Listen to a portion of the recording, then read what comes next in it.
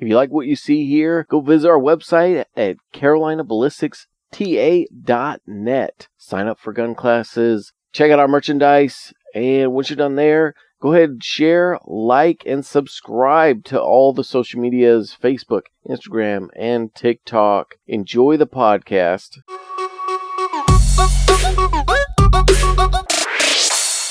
Hey guys, what's up? What's up? I'm your host, Daniel Irwin, and this is the other host, Mr. David Harris, and we are Carolina Ballistics and Training Academy. What's up? So today, we have a really good guest today. He's actually behind the entire operations of Carolina Ballistics and Training Academy. He's also known as the Kingmaker, Dr. Joe White. Dr. White. So, Dr. White, for people in the North Carolina area that own businesses, they already know you. They know you very well. You're a very well-known person in the Carolina area. But for the people who don't know exactly who you are, would you like to give us a little bit of an introduction of what you do? Yeah, sure. In the Carolinas? So I'll just tell a little bit about my story. You know, when I graduated high school, I wasn't sure what I was going to do. Everyone in my family pretty much went to college. My mom was a teacher. My dad worked at a college. My sister went to college. And I didn't know what I wanted to do. And I was up late one night.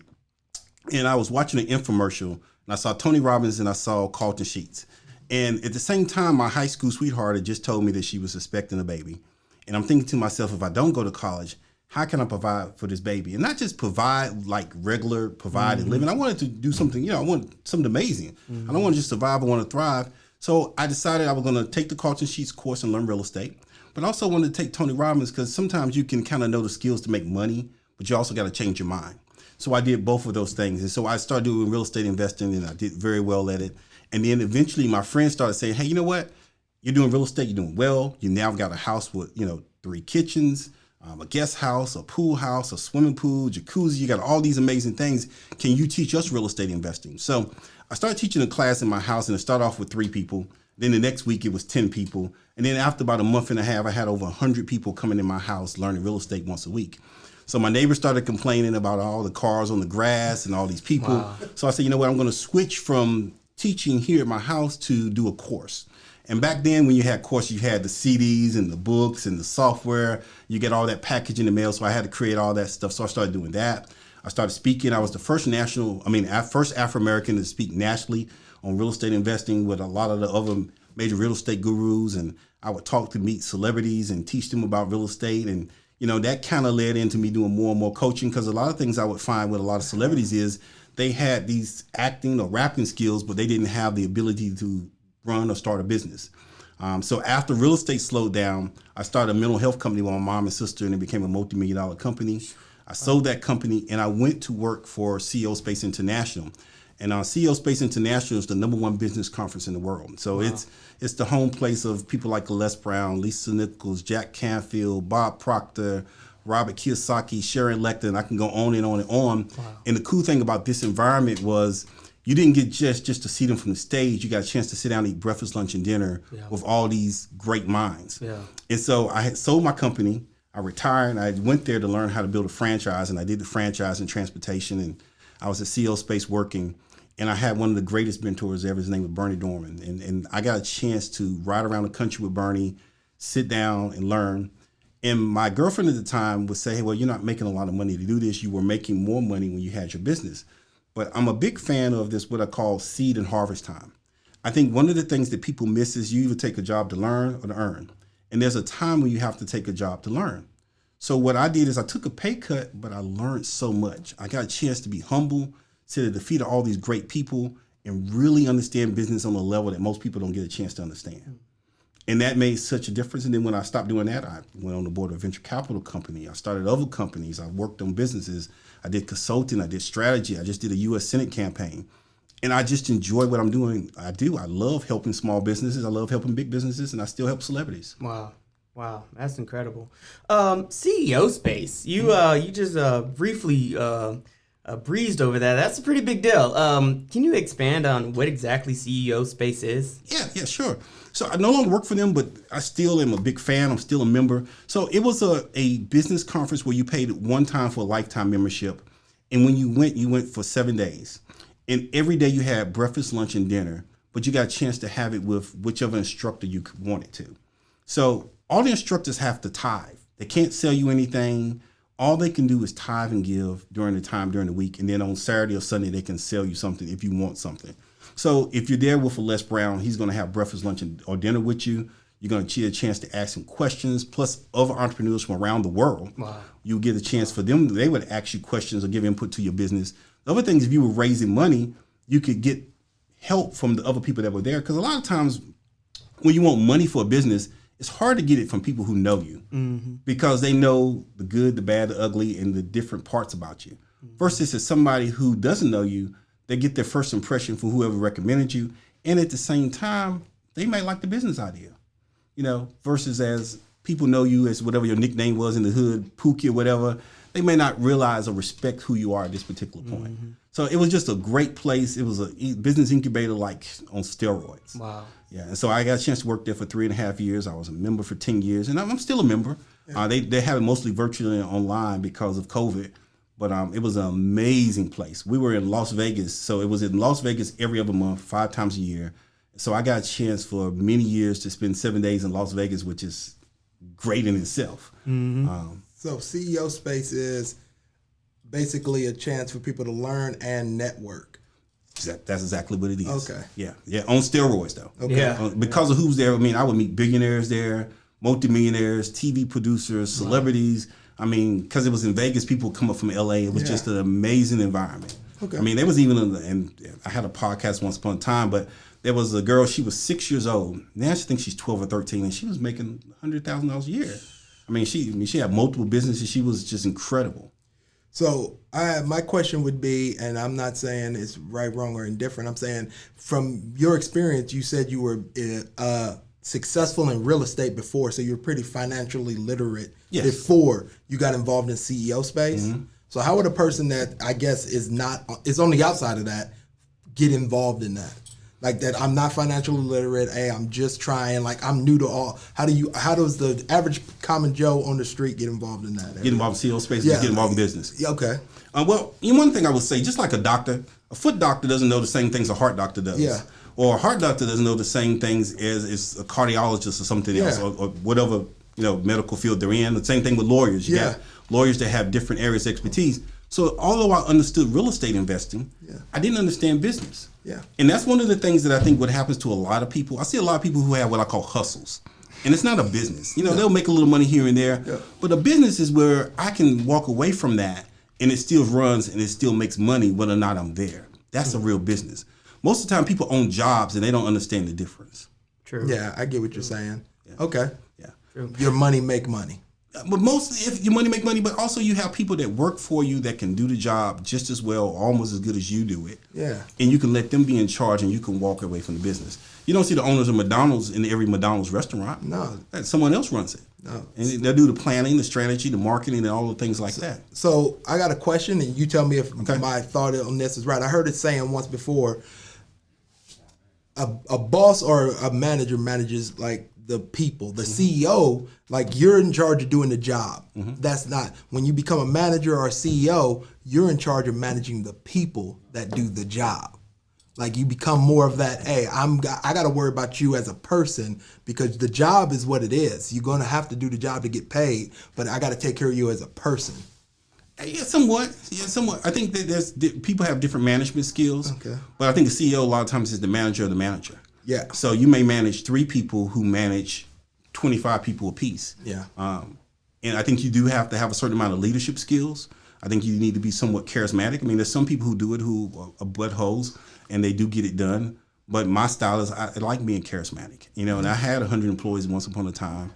And that's a job. Now, currently, I don't choose not to do that. I have a lot of virtual staff. I may have one person that works for me most of the time. Yeah. But, it's just game has changed for me. Yeah. I tell people, build your business how you want to live your life. For me, at this particular stage, I want to work about 20 to 30 hours a week and maybe go away for 1 weekend or 1 week a month. I want to enjoy life. I don't care if I make millions of dollars anymore. If I can make a good 6-figure salary, but enjoy life. Because when I leave, I can't take it with me. Yeah. And what COVID really taught me was that you don't know what can happen the next day. And you could have been a pass, and you're waiting and you're working 12 hours a day and you're not really enjoying the fruits of your labor. So now I kind of have a little different philosophy. I want to kind of work smart. I want to use technology. I want to help other people, but also I want to make just enough money so that I can actually live a really comfortable life.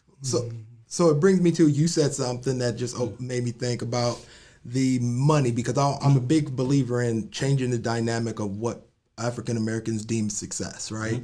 And financially. And you said making millions and now six figures. So my question to you is, and I've heard it said, and people I know make 10 million or 20 million, their lifestyle really doesn't change.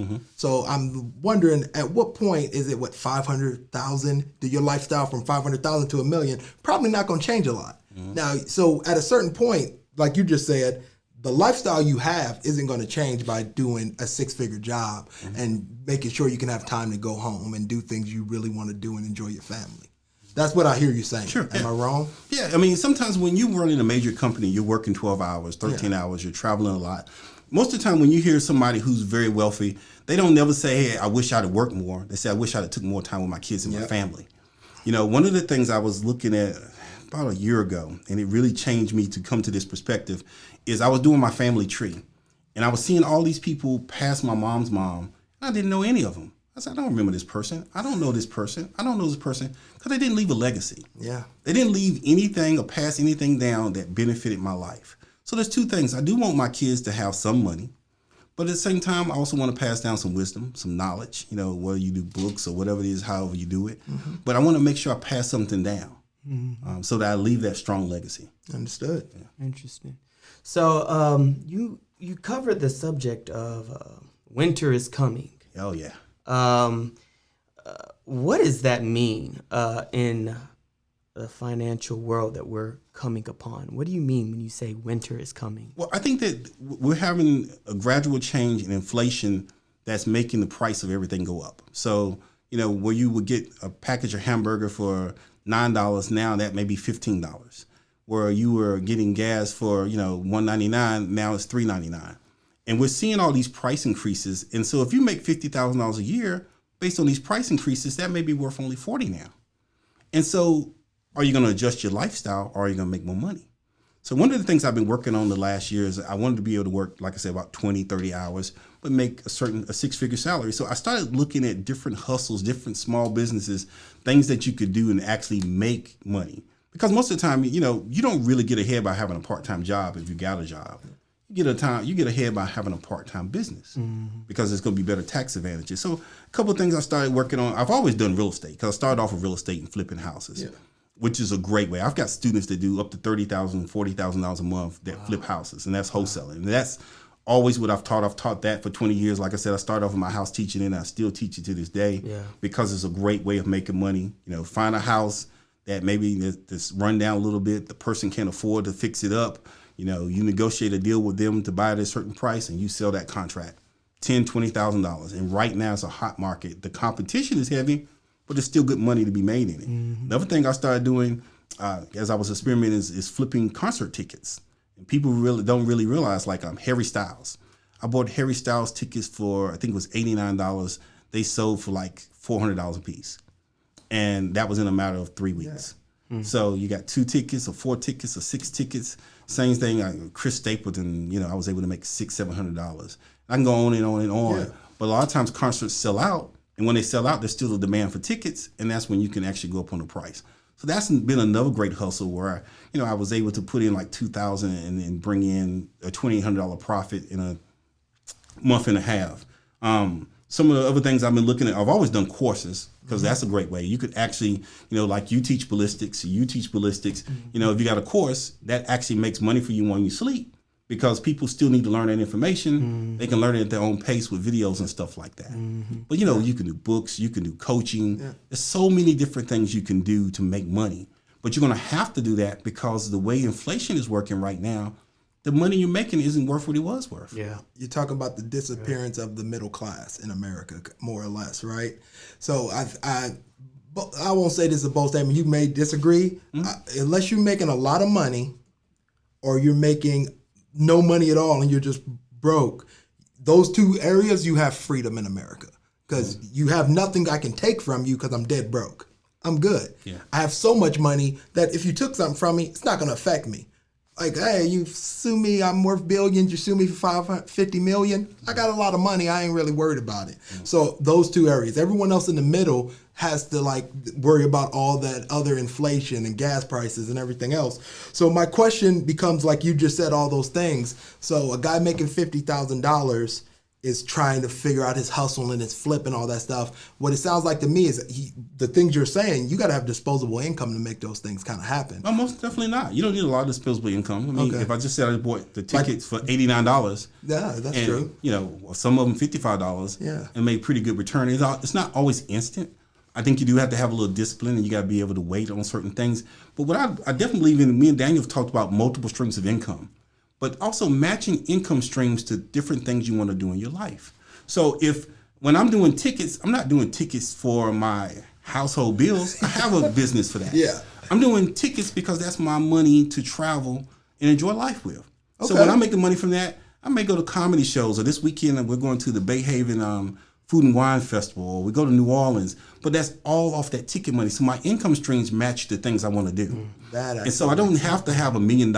Yeah. I just need different income streams that allow me to do things I want to do, but also have the freedom to do those things. Yeah. If I'm at a 9-to-5, a lot of times you don't have that same freedom. So if I want to go to the beach for a week or somewhere like that, you can't do it. You have a 9-to-5. I'm going to be honest, I've never heard it explained that way. That actually makes a lot of sense.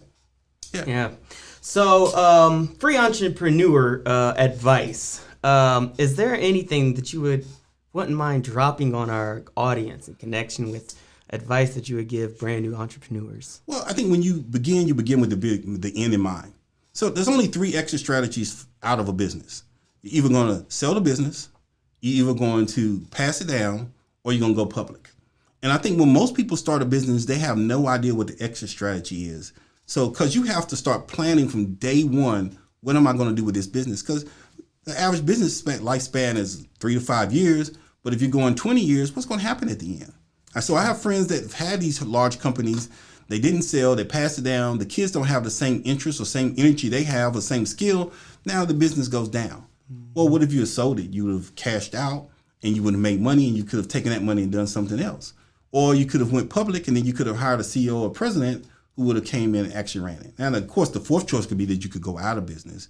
But I think that's what every business needs to look at. And then they need to look at how and at what point do I replace myself? So I was talking to a lady the other day who's an esthetician, and she does eyelashes. And I was talking to, what's your long-term goal? What do you want to do?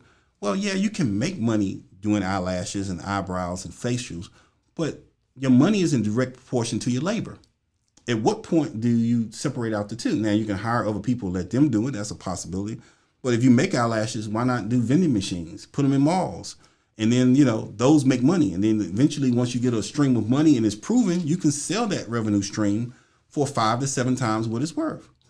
So, I try to get business owners to think a little different. One of the things that my mentor did that was scary for me at the time, every time he would coach somebody and talk to somebody, he would take an idea and he would turn it into a $1 billion idea.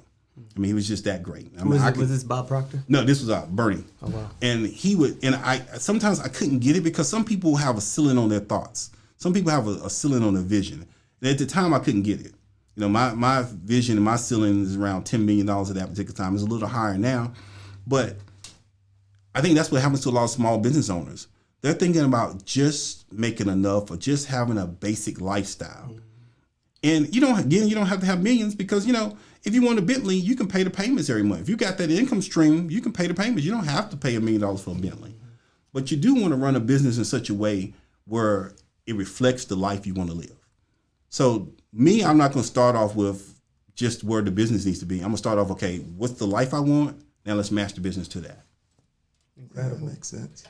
Since we're talking about small businesses in connection with it, like startups, they pop up all the time. People start up businesses all the time. In your opinion, what are the major pitfalls for many startup businesses? I think they're underfunded, especially African-American business. I think we go in and we don't have enough money. So a lot of times we're cutting corners. We're having to hire family members or people who really aren't qualified to do the job. I think, again, it goes back to the seed and harvest. Sacrifice your pride, be humble, go work for somebody that does the same thing, learn the business, learn the ins and outs, learn the downfalls. I want to build a assisted living facility.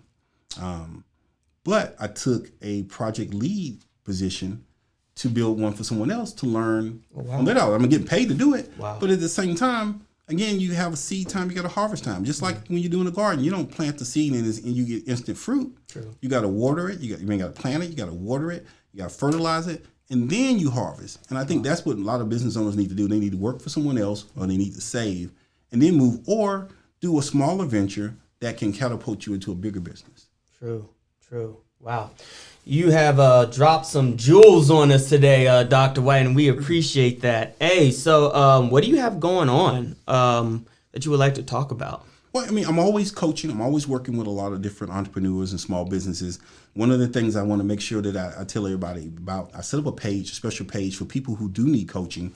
If you're interested in learning like different small businesses that you can do, I've made a list of about 20 different small businesses and hustles that you can do with little startup money and actually make money, like the tickets, travel stuff, or maybe like doing like a dumpster or different things like that. And I can explain those if I need to. But you can go to drjoewhite.com/CBTA. And you can sign up for a free coaching session because, if they're a listener of your podcast, I want to make sure that we give something to your people because I appreciate you for having me here. Yeah, thank you. Yeah, appreciate that. That's drjoewhite.com / Carolina Ballistics, basically the initials Carolina Ballistics. Awesome. CBTA. Awesome. Yeah, definitely go to that. But one of the other things, too, that came to mind as we was talking, when I was growing up, and I was said this once at a meeting, we had factories. I don't know if you guys had them here, like, we had Hanes, we had RJ Reynolds, and we had, people could not go to college and actually make really good money working for a factory and be in the middle class. Mm-hmm. And then when NAFTA happened, all of those jobs went to Mexico. And now you have a situation where everybody started saying, hey, if I got to go to college, I got to get a service profession or something like that. And I think that's contributing to a major job shortage. And I think what has to replace those factories is small businesses. Mm. And there's a lot of need and demand. I always say money is a reward for solving a problem. Figure out where someone has a problem. And when you figure out how to solve it, that's when you'll get some money. For sure. That's incredible. Wow. This has been a great interview. I appreciate the you coming through. Most definitely. This has been really, really cool. Me and you've had ongoing discussions in connection with entrepreneurship. And they have really catapulted Carolina Ballistics and Training Academy, and we very much appreciate you coming through. I appreciate you. For sure. All right, guys, that concludes this podcast. If you made it, I got you. If you made it this far, you're the real one. We're going to conclude with a final thought from Mr. David Harris. So you heard Dr. Joe White and stuff giving you some opinions, and tell me if I say anything wrong here. The biggest thing I take away from everything being said today, and something that I think a lot of us in our communities, and I'm not going race, have and have nots, is not the ability to bet on yourself. I think sometimes we are so tied up in our jobs and so tied up in the things that we have going on that we're looking at what we make, and we don't want to bet on ourselves because it's a risk. And I think for us to be able to grow and make small businesses, sometimes we got to start believing and betting on ourselves. So, hey, man, no one can do it for you but you. Bet on yourself. Yeah, great point. Great point. Thank you guys so much. Carolina Ballistics and Training Academy signing off.